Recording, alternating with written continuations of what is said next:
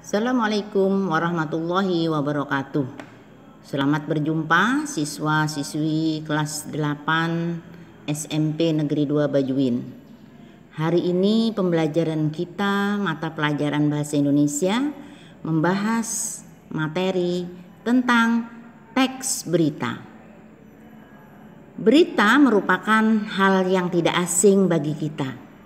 Hampir setiap saat kita mendengarnya lewat radio, menyaksikan lewat televisi, membaca lewat koran ataupun surat kabar.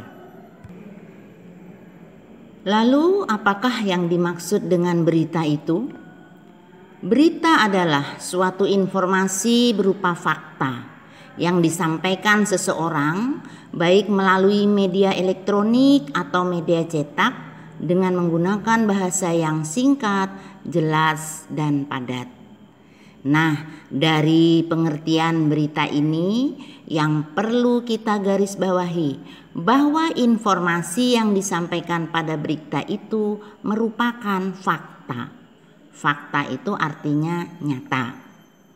Kemudian disampaikan oleh seseorang.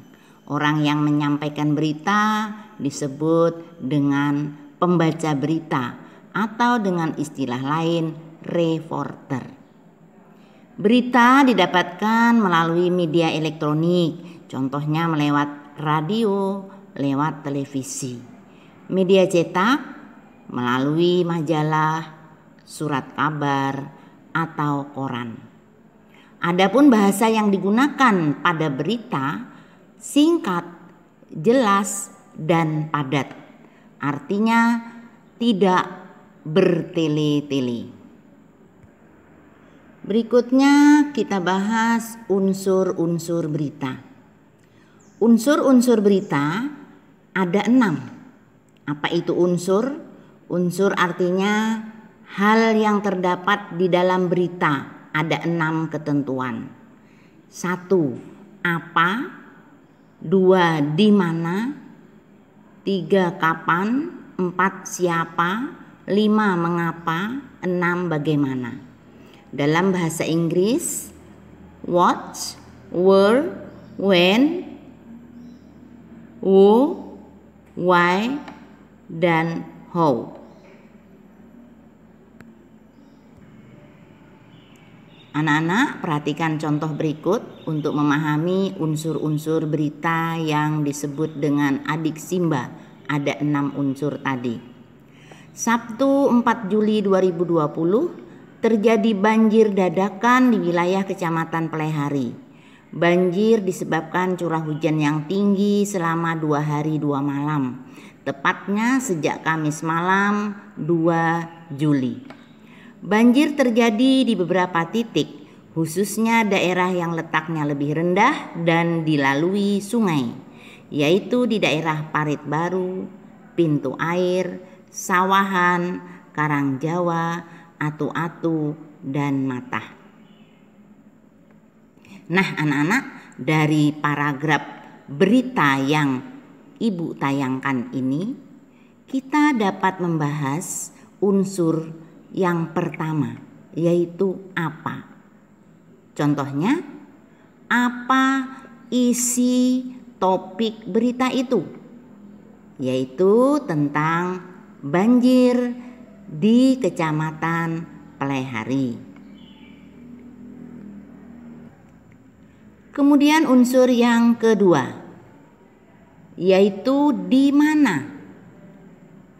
Misalnya, di mana kejadian banjir tersebut? Banjir terjadi di Kecamatan Pelehari. Berikutnya, kapan terjadi banjir? Banjir terjadi pada hari Sabtu 4 Juli 2020. Nah, anak-anakku sekalian, dari contoh paragraf berita tadi telah kita munculkan, kita pahami, kita bahas bersama, yaitu ada 3 unsur, apa, di mana, dan kapan. Mari kita lanjut ke paragraf berita berikut ini. Banjir dadakan itu berlangsung sekitar 5 jam, namun sempat meresahkan warga yang tertimpa. Banjir menimpa sekitar 500 rumah penduduk, yaitu sekitar 1.200 jiwa. Meskipun tidak ada korban jiwa, namun cukup banyak kerugian yang diderita, baik berupa harta maupun hewan ternak. Baik, bagian terakhir dari paragraf berita itu adalah Bupati Tanah Laut Haji Sukamta datang langsung ke TKP bersama rombongan tim pengendali dan penanganan bencana alam.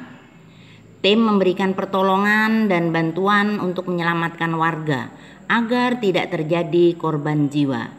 Bantuan diberikan berupa pemberian makanan dan air mineral. Selain itu juga didirikan posko, tenda darurat sebagai dapur umum.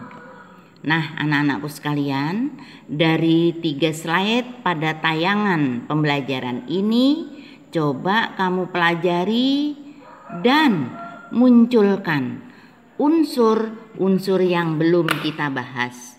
Misalnya dengan unsur siapa, mengapa, dan bagaimana. Tentang siapa, bisa kalian tanyakan siapa yang datang ke TKP dan lain-lain. Kemudian tentang mengapa.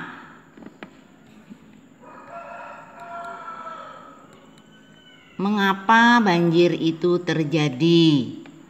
Kemudian bagaimana awal-awal proses banjir tersebut, atau dengan pertanyaan bagaimana yang lainnya, misalnya bagaimana bantuan yang diberikan dan lain sebagainya. Silahkan anak-anak berkreasi, beraktivitas untuk menyampaikan pendapatnya. Demikian pembelajaran hari ini, semoga bermanfaat.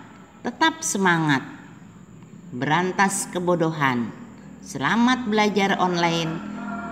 Wassalamualaikum warahmatullahi wabarakatuh.